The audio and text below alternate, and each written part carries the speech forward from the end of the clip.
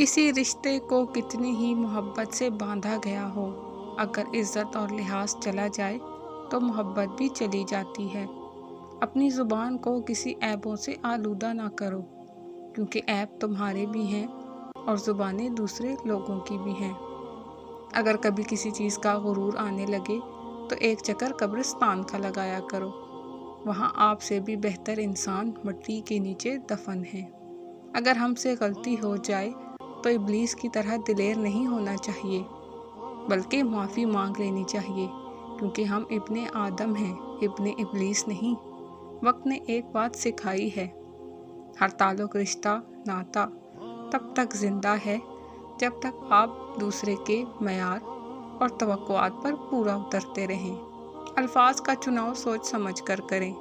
आपके अल्फाज आपकी तरबियत, ख़ानदान और आपके मिजाज का पता देते हैं।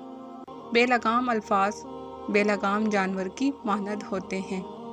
वो जो तुम्हें बाहर से सख्त और बदमिजाज नज़र आते हैं, अगर उनके अंदर झांक लो ना तो तुम्हें उन पर तरस आ जाएगा।